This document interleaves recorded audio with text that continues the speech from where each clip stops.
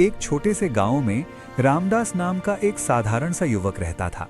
वह न तो बहुत पढ़ा लिखा था और न ही उसके पास ज्यादा धन था, लेकिन उसके दिल में बजरंगबली के लिए अपार श्रद्धा थी। हर सुबह सूरज निकलने से पहले वह गांव के पुराने हनुमान मंदिर में जाकर दीपक जलाता और पूरे मन से प्रार्थना करता। रामदास का जीवन आसान नहीं था। उसके माता पिता नहीं थे और वह मंदिर के पास छोटी सी झोपड़ी में रहता था।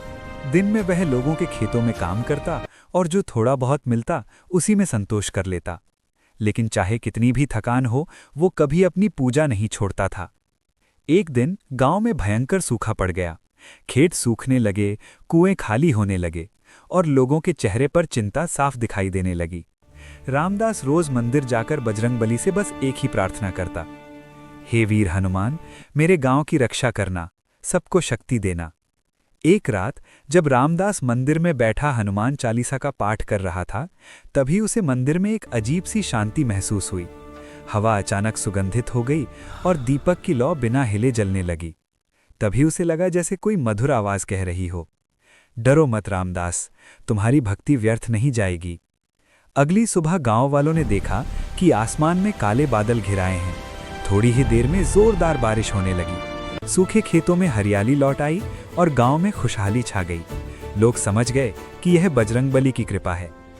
कुछ दिनों बाद गांव में एक बीमार बच्चा आया जिसे कोई भी ठीक नहीं कर पा रहा था। रामदास उसे मंदिर ले गया और बजरंगबली के चरणों में बैठकर सच्चे मन से प्रार्थना करने लगा। थोड़ी देर बाद बच्चा मुस्कुराने लगा और उसकी हालत सुधरने लगी। गांव वालों की श्रद्धा और भी बढ़ गई। सब रामदास की तारीफ करने लगे, लेकिन रामदास हमेशा यही कहता, मैं कुछ नहीं हूं, सब बजरंगबली की कृपा है। एक दिन मंदिर में बजरंगबली की मूर्ति के सामने दीपक जलाते हुए रामदास की आंखों से आंसू बह निकले। उसे लगा जैसे बजरंगबली मुस्कुरा रहे हों। उस पल रामदास समझ गया कि सच्ची भक्ति में ही सबसे बड़ी शक्ति होती है। सीख: सच्चे मन से की गई भक्ति कभी खाली नहीं जाती। जब श्रद्धा और विश्वास हो तो बजरंगबली हर कठिन समय में अपने भक्त की रक्षा करते हैं।